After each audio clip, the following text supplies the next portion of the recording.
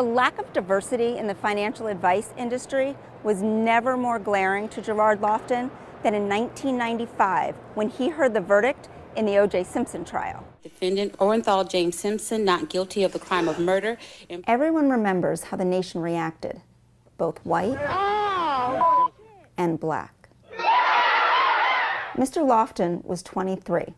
He was the only African American in a room full of white advisors, and he never felt more alone. I was the only black person in the office.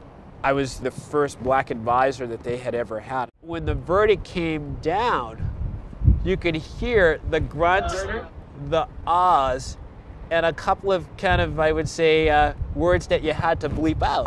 It was a low point in my career. I felt ostracized. I recall going home that evening saying, do I want to go back to work the next day? But I did so. 2 decades later, Mr. Lofton is now a principal at Proficient Wealth Counselors in a suburb of Boston. When he travels to industry conferences, he is still often the only black advisor in the room. Lizetta Rainey Braxton says she knows exactly how that feels. It's a very lonely feeling because you know that there's a part of your identity that will never be addressed. That's a feeling of isolation. The profession has a long way to go. First, it must acknowledge that one of its biggest problems is that the nation is increasingly diverse, but financial advisors remain overwhelmingly white. Nearly 80% of the 434,000 financial advisors in the U.S. are white. Only 8% are black. Asians make up 6%, and Hispanics around 7%. No, there's not a lot of diversity in the profession.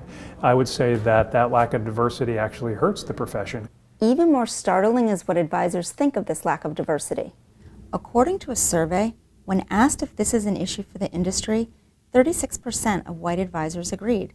Among advisors of color, 72% say the lack of diversity is a problem for the industry. It's amazing to think that people don't believe that diversity is a problem in the profession. It is. The importance of having a diverse organization. With diversity is so important, and anyone who thinks otherwise may be missing out on opportunities to really touch a segment that hasn't been touched in the way that it should. One minority is well represented in the industry, Asian Americans. While they represent 6% of the U.S. population, they also make up 6% of the financial advice industry.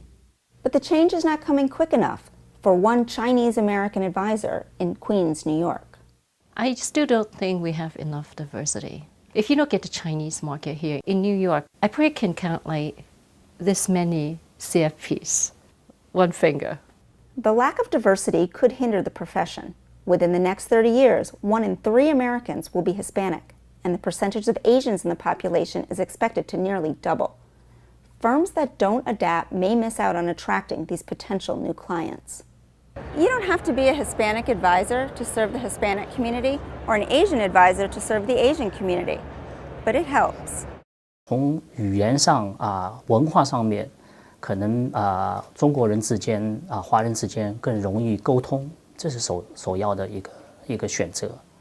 In terms of being successful in this industry, you have to work with individuals that have the resources to allow for you to stay in business as well. Change is coming, but slowly. 79% of advisors in our survey who are 54 and younger are white, compared with 91% of older advisors. Organizations like the Financial Planning Association are working to improve diversity.